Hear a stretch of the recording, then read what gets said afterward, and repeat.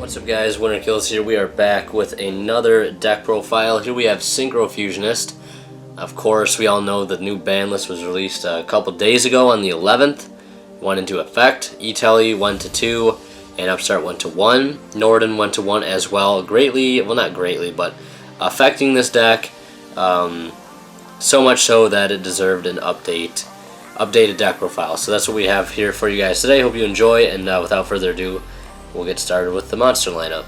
Alright guys, so to start off we have triple Synchro Fusionist. So basically anytime you send to the graveyard for a Synchro summon, you could add a spell card with the word Fusion in its hand or Polymerization. So this searches your Instant Fusion, your Refusion, and your Brilliant Fusion, which help to extend your plays. So Tatsunoko helps get this in the grave. It's just really good to get this card in the grave very early on. Also, we're playing triple Level Eater. This is the heart of the deck. It keeps it going. You can keep bringing it back out to help adjust the levels of your monsters to make the single plays you need to make. And opening this in Unizombie is just nuts. Next, we play 2 Power Giant.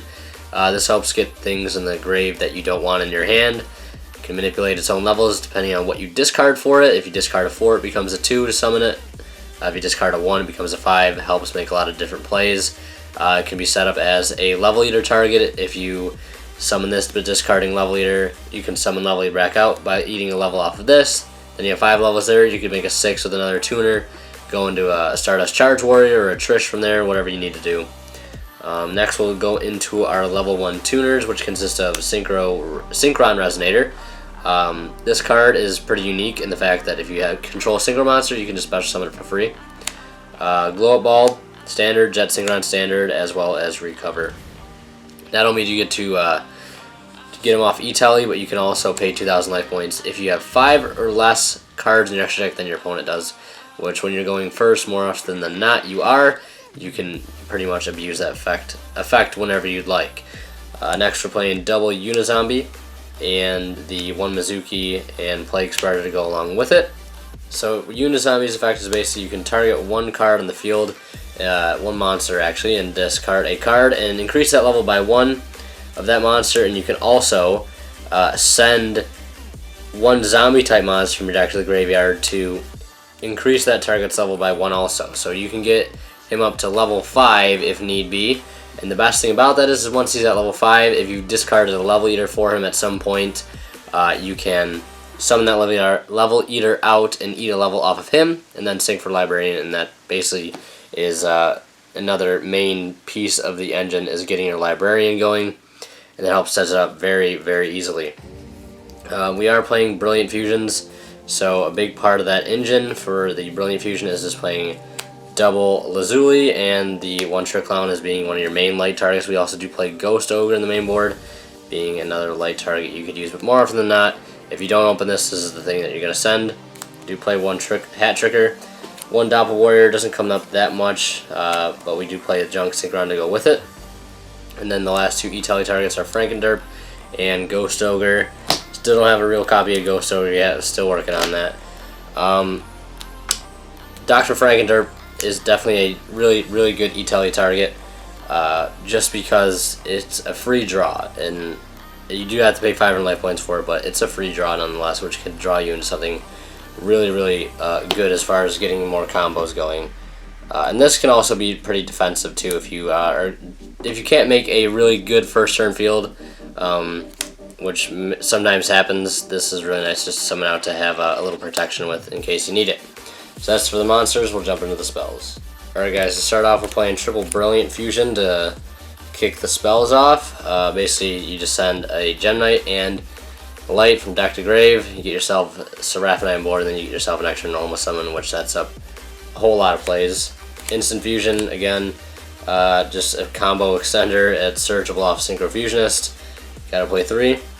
Playing triple D-Synchro in this build, especially since Upstart 1 to 1 and E-Telly 1 to 2. There's definitely room for this card now.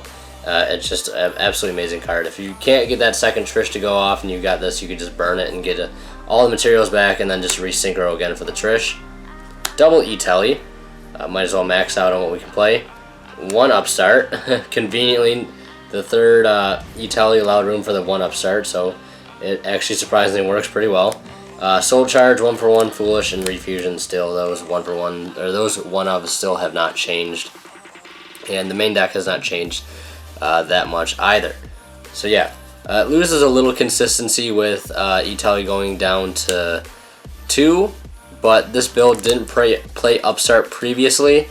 So, because it was either like you play Desynchro or you play Upstart, but now that Italy went to 2, it gives us that extra room. Like, oh, what do you play in place of it? You just play Upstart. You know, just the one of Upstart just doesn't go in place. So that's it for the main deck. We'll jump into the extra deck. All right, to start off with the extra deck, we're playing, of course, to complete the hand loop, we need our triple Psy-Frame Lord Omega, and then lastly our 1 Trish, Baxia, and Yazi. I was thinking about cutting this engine simply because we're playing Desynchro, but the fact that you can just revive Norden with Yazi or Baxia, I just didn't want to give that up. 1 Charge Warrior is a level 6 formula. A Cell Synchron, Hyper Librarian is a staple. Double Tatsunoko, double Formula Norden, the one of we've always played one, so it really didn't affect us from the ban list or anything, and the 1 Seraphinite. I ended up cutting Ancient Fairy Dragon for the Charge Warrior.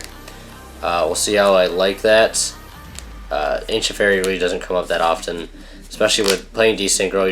You're just be able to be more like turbo and more aggressive in your plays, so you really don't need to rely on Ancient Fairy Dragon to kick off some of your plays.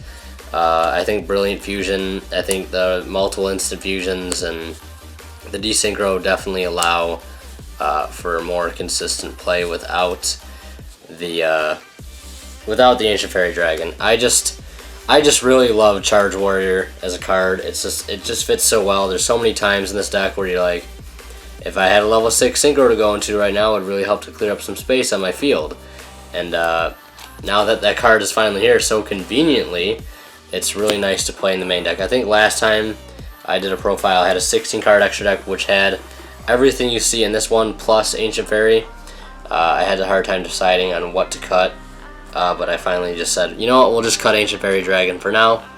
Do more testing, and we'll see if I regret that decision. If not, then I'll just keep the way it is. I do have the Ancient Fairy right here just in case. If you don't have Charge Warrior and you have this card, you can play this instead. It works just as well. I just really like the fact that you can get that free draw off of it.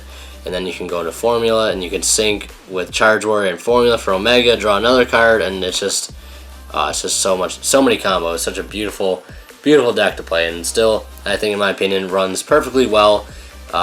With the hits from the ban list, I don't think the deck got hit too much, and hopefully it stays that way. So if you guys enjoyed the deck profile, and if you did, please leave a like. I would greatly appreciate that. And if you're new here, do yourself a favor and subscribe. The support is greatly appreciated, guys. Really, thank you so much for all the support. Almost at 700 subscribers. You guys are absolutely amazing. I wouldn't be here without you guys. Love making videos for you guys every day. So yeah, like I said, I really do appreciate the support. And as always, Winner Kills signing out, guys. We'll see you in the next one.